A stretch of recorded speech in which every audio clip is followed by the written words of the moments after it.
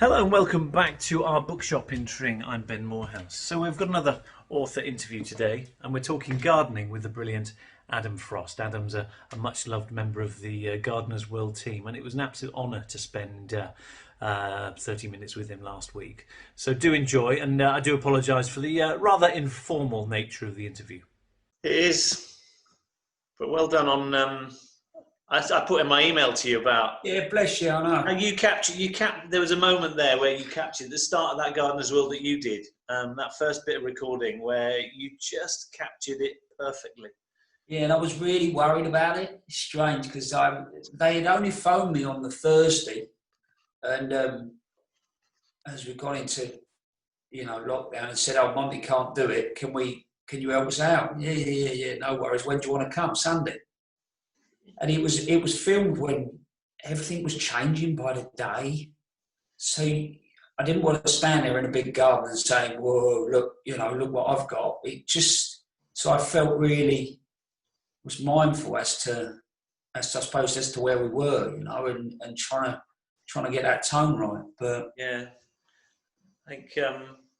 I think there's an assumption that a gardening presenter would have a big garden. It's kind of like, a builder would have a big trowel. Yeah, I suppose you're right, mate, in a way. Yeah, I suppose you're right. I wouldn't feel guilty about that. No, but yes, and then you're not the only. I mean, the messages we have were mind blowing, and we're still getting messages now.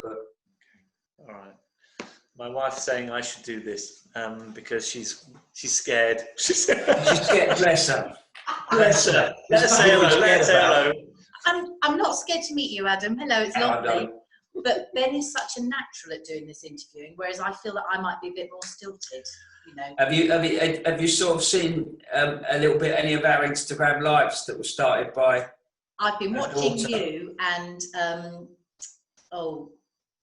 your lovely podcast that you do with what's his name? Ned.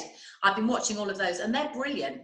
Yeah, that was just started with out of nothing, really. That was a conversation. We just talk a lot of crap and just decided that someone said, "Why don't you record it?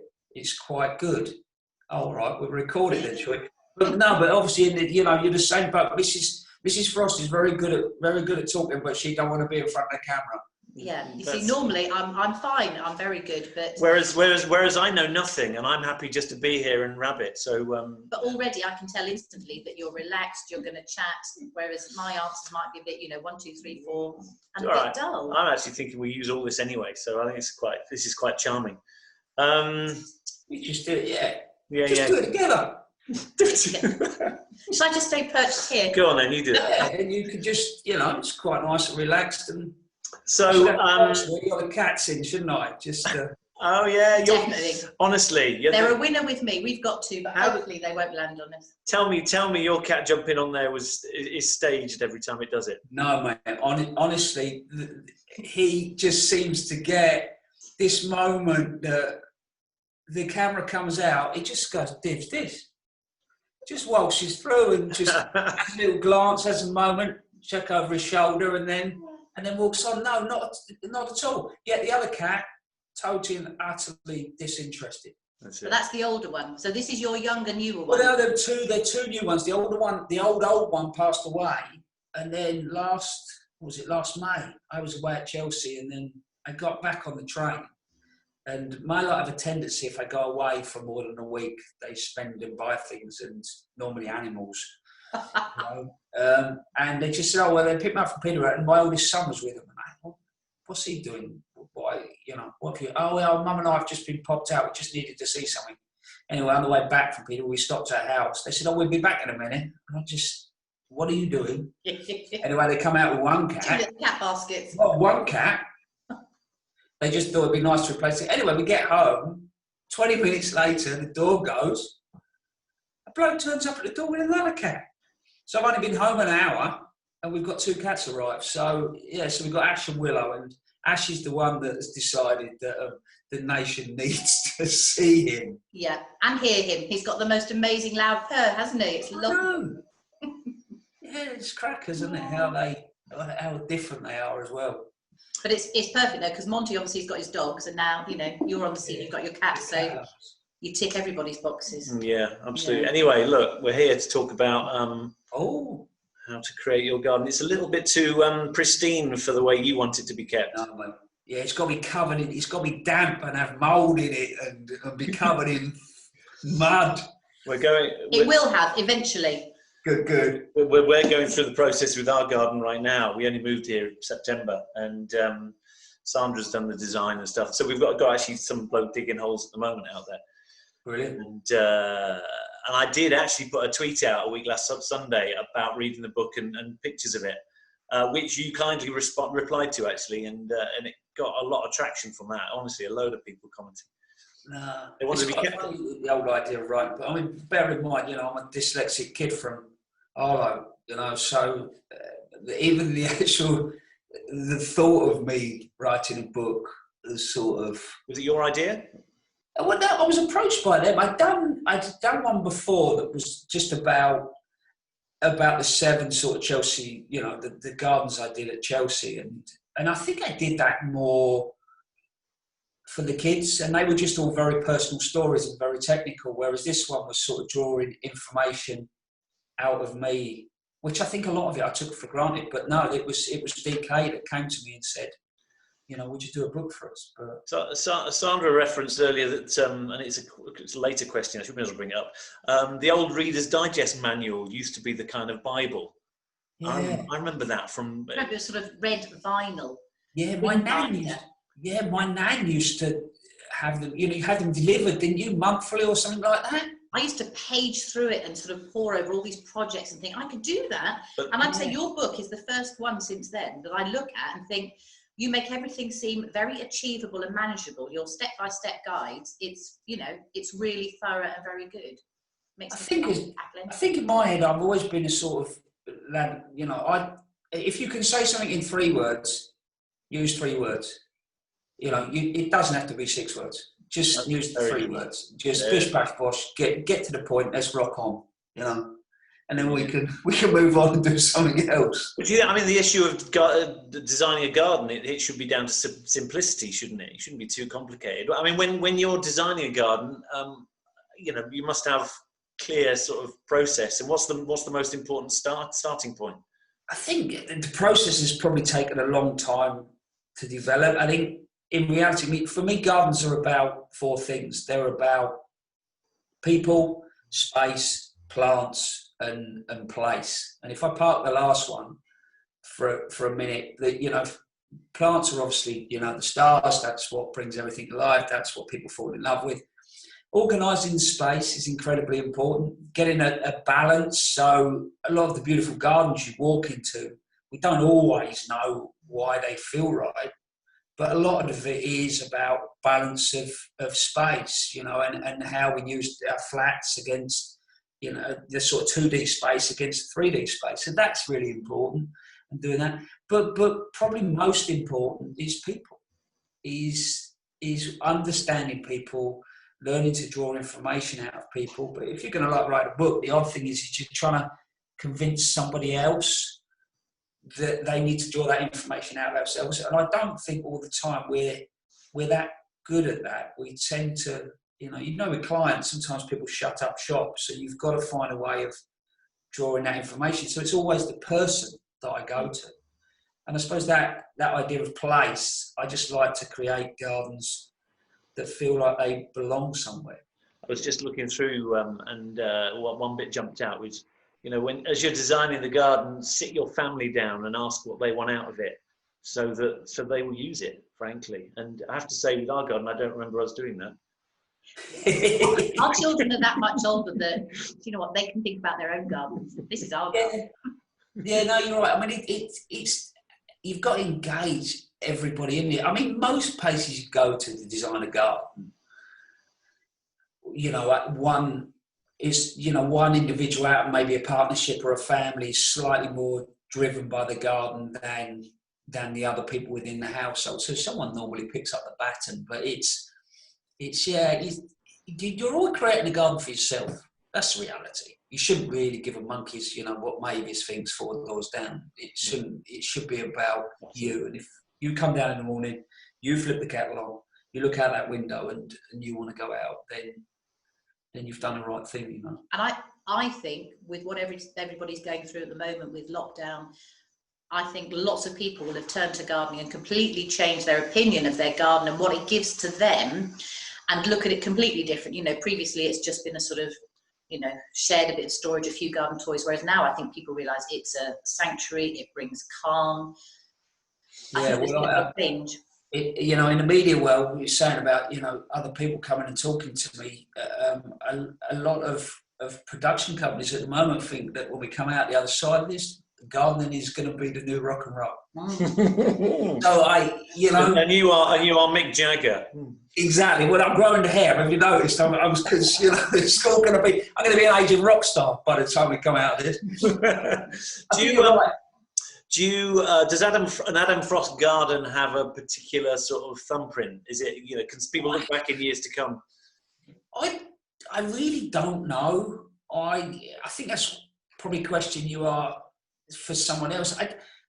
In one way, I hope not. I hope that it's about the individual. I mean, was someone once described my work as masculine in its layout, but girly in its planting.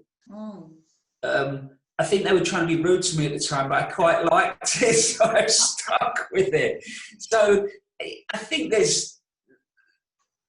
with me, there is a design. There's sort of two people. There's the designer sat there, you know, that wants to organise the space and the focal points and the movement and the atmosphere. And then there's the gardener that's probably been massively influenced by Jeff Hamilton, who just wants to fill it up with plants and bring in wildlife and garden in a certain way. So I think there's this constant conversation, sort of slightly Jekyll and Hyde goes on, I think.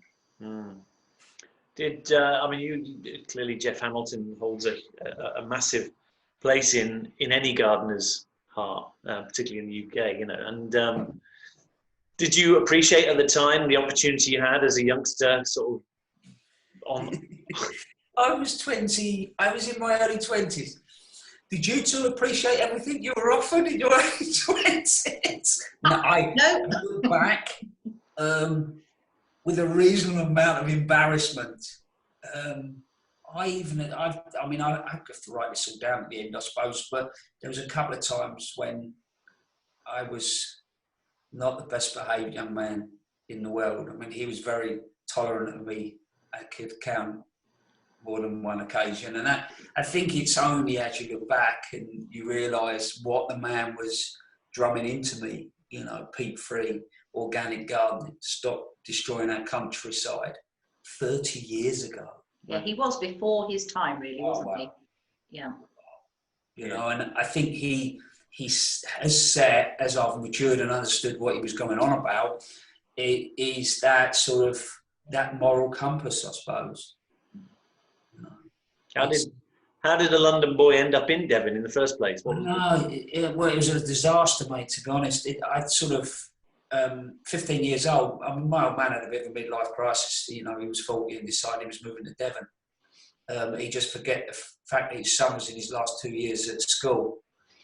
So they sent me down without them to start my option year. And I stayed with my auntie, who was an interesting lady. I mean, I'll be honest with you, I learned more about drugs the first 4 months in Devon as a 15-year-old than I'd learned, you know, back at home. But it was a disaster, really. I loved the landscape. I learned to surf. I learned to see fish. But you imagine taking someone from, you know, that real beat environment. And I loved the built environment. Then I loved my life. And then I arrived there.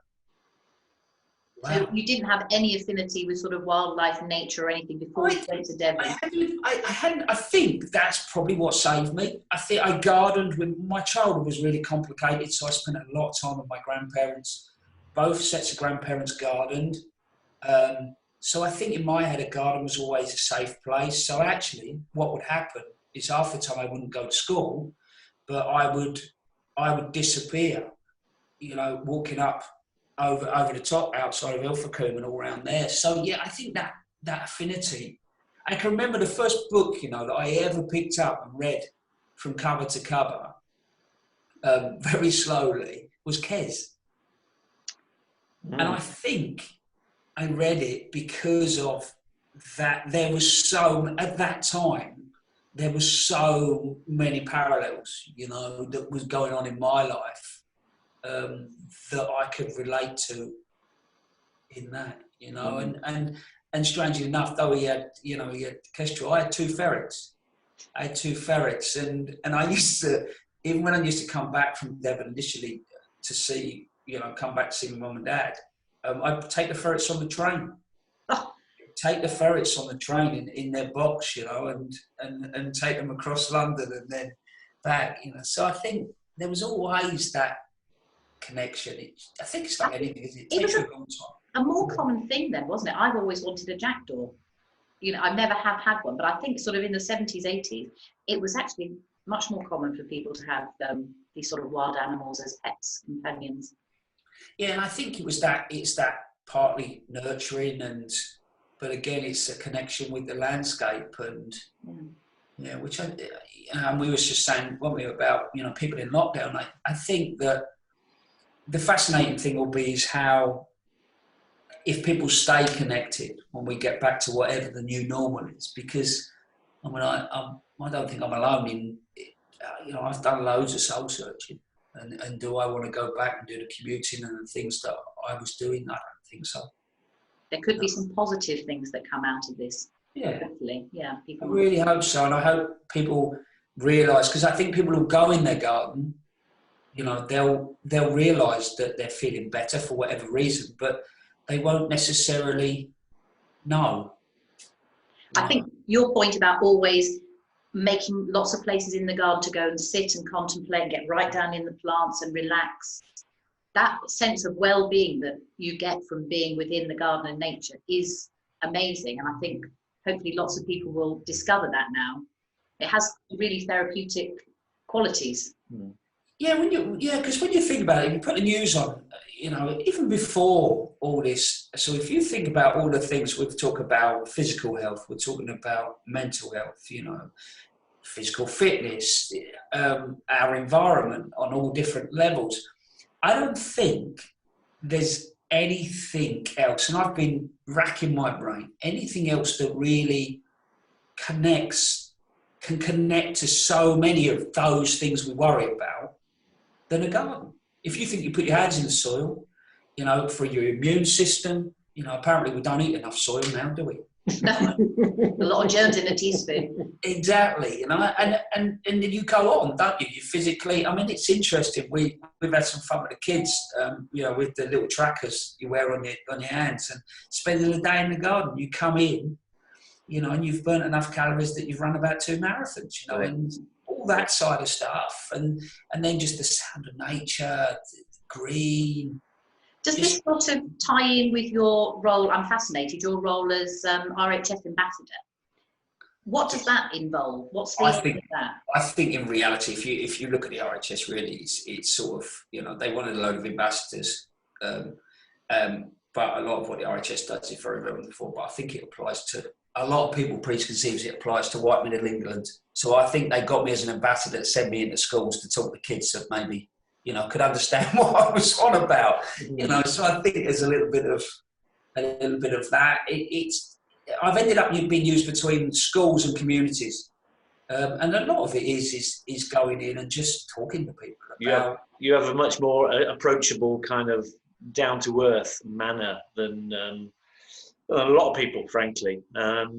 Particularly in the environments you were just referring to there. That's where you would be absolutely perfect. So the aim is to make gardening appear more accessible. You know, there's lots of opportunities and career opportunities. People don't realise that at all. So just to make it more accessible. Accessible, and then look at community, how we can help communities. So I do that sort of side of things with them. But yeah, you're right. I mean, the opportunities, mind blowing. Problem is with us within gardening, horticulture, whatever you want to call it, we spend half our life apologising for, you know, with the amount of times, come and work in horticulture, and you can guarantee the next thing will say, you won't earn a lot, but, you know, whereas actually in reality, there's lots of things where you won't earn a lot. Yeah. You know, But actually, in a career, if you do well, you learn yourself a decent living. So it's not as if you won't. But we're very apologetic, rather than shouting about all the things that we've just talked about. And one of our questions we had was, what would the Adam Frost of now go back and tell his 15, 16-year-old Adam Frost, and would that Adam Frost have listened to you? But then you're going through the same process of speaking to all these students and kids and whatever. It's funny, isn't it? What would he say to me? I'd have probably been, well, hopefully I would have nipped out those little moments with Jeff Hamilton and shown a little bit more at the time, respect-wise. What would he say to me? Is there anything... To be fair, he'd be a bit gobsmacked that I got this far. I don't think he thought he was going to live very long and even keep a job. So I think going into... The funny thing it's interesting, the bit about doing the ambassador stuff or the stuff that I do in the media, about, that idea of listening. I get letters, emails, messages from kids, varying from 4, 5, 6 up to 17, 18, constantly, and get these, I get called about, what you're doing is an inspiration, this, that, and the other. I walk in my own house. 4 kids, would they listen to anything I've got to say? But we were talking about it at the weekend and just said, look, no, some kids think I'm inspirational. You lot won't even listen. So I don't know. Maybe all of us. It's an interesting question, isn't it? Yeah. As to whether we would listen to ourselves. I don't know. Would we? No. I suppose in hindsight, you realise now that was an incredible opportunity. But yes, at the time, had you heard of Jeff Hamilton? Did you know who he was? No, which was a result. You imagine, I was 21 years old. It was on a Friday night. I was in the pub. Yeah. So, I didn't watch Gardener's World occasionally, but I don't think I'd have been able to string a sentence together if I'd have known who I was speaking to. But I think what I'd say, probably, hopefully, is, So where did you go after Jeff? So basically, Jeff passed away in '96. So I'd gone from Devon Parks Department back to London, landscaped in London, and then got a job for Jeff when I was 21. And then he passed away in '96, and then I stayed in the area, but then set up a landscape business, and that was we designed, but we designed quite quietly, and we designed for lots of other designers. Built for lots of other designers. So that's probably when I learned to design gardens properly. I think is being around. They were, something we built for, I don't know, a fellow called David Stevens, who's professor of garden design, who was a big name at the time. Dan Pearson, I've built gardens for. We've built gardens for Christopher Bradley Hull. So they were big names, and I think it was an interesting time to. So that was sort of your way into Chelsea, doing the construction for the other big gardens on Main Avenue and things, and then you came to the forefront and actually started designing gardens yourself. Yeah, it was not. We were in 2005. We built one for Terence Conrad, so I was lucky enough to spend 12 months on and off with Terence, and we were there on the press day, and him and Mrs. Frost were talking about something, and then she wandered off, and he talked to me, and he just started asking me what I was going to do next, and because I think the landscape companies were employing about 20 people at the time, and it was difficult, it was hard work, it's like having 20 kids but without the fun, and I just stood on Main Avenue and said, I'd love to do this, but can you imagine the likes of me, being here on Main Avenue? And he stopped me in my tracks and just said, you remember I started off as a joiner, and I don't know, something, it clicked or whatever, and actually that year we were building the National Rose Garden at St Albans. Yeah. And that had a retention on it of £18,000, and I can remember saying to Mrs. Frost, we didn't have any money at all, saying to Mrs. Frost, that £18,000 we've got coming, I'd quite like to spend it on a Chelsea garden. Wow. And that was enough of a budget in those days, was it? Yeah, we did a small one. Yeah. Yeah, and obviously I got materials free, and we could, work the labour because we built anyway. But yeah, I might as well walk to the casino and just go. We had credit card bills. We had, looking back, it was crackers, really. Yeah, quite a high risk. Yeah, maybe I'd say to the 15-year-old who's, take the gambles. Follow your dream, I suppose. So how old were you when you spent your 18 grand? 30 odd. Okay, so there's a good load of experience under your belt at that point. Yeah, but I think there's still a nice balance between experience and naivety. Mm. And what did your first garden at Chelsea? What medal did you achieve? One of them little gold things. So. Have they all been, I know you don't like talking about it, but have they all been gold? Apart from one. Apart from one. That's an amazing track record. Yeah. But no, you're right. I don't like talking about it. I still get so nervous. It's like, I don't know why. But what do you enjoy the most now then? Obviously, you're great construction, plants, designing, show gardens. What gives you the most pleasure? Gardening. Actually being out in the garden. Yeah. I don't get me wrong. It's very close between that and design. I love looking at a blank piece of paper and then creating for somebody. Yeah. But if I've got a love affair going on outside my barrage at the moment, it is my garden. Mm. And the more I'm in it, the more I love the process of just nurturing it, looking after it, and it's that sort of, that's not bad. You can talk about your love affairs, can't you? No, I must admit, it's the one thing, if I'm in the garden, I can completely lose myself. You get focused in doing a little bit of pruning and you switch off from everything else. And that is very therapeutic, very relaxing. Is there one element when you're designing for other people that you always try to incorporate in their garden? Wow. One element. I try and put, this will sound a bit odd, I think, I try and put people in gardens. So I think what I try and do is try to create a series of atmospheres and take them to places in the space that maybe they wouldn't have thought about going to. And trying to, for me, I suppose with a garden, right, there's a relationship, it's a massive relationship with the property and actually day-to-day connection. But once you're in it, where can I take you? What can I provide you with? I think that for me, it goes back to the people thing, doesn't it? I think that if you can connect someone with their garden, then I think. Yeah. I think lots of people now refer to it as being an extra room to add onto your house. And I have to say, I think that fundamentally it's probably the most important room you can have in a house. I love your answer though. I think because the question Sandra asked was basically feeding, you're going to come back with pond or tree or, or something. But actually you've come back with put them in the garden. I mean, that's very clever. Very good answer. Yeah, I think that's that's definitely especially if you imagine, you design anyway, but sometimes you turn up and people, some people are just having which is sadly in a lot of ways just having their garden designed because it's the next thing to get to. Mm. And it becomes special when you connect those people. That's that sort of understanding, doesn't it? Yeah.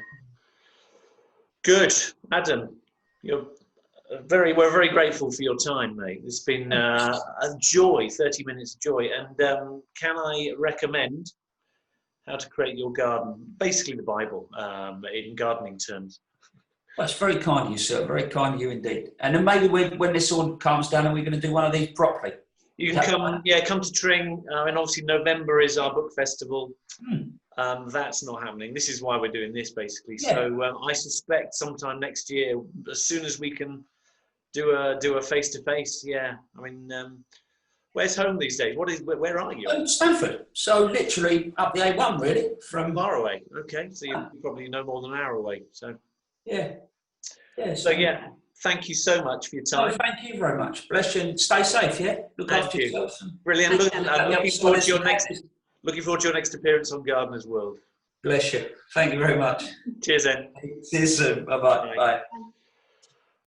A massive thanks to Adam for that wonderful interview there. His book, How to Create Your Garden, is available in our bookshop. Give us a call, 01442 827 653. All the purchase information is in the blurb below this video. So thank you so much for joining us for this one. There are so many more author interviews to come, and we'll see you next time.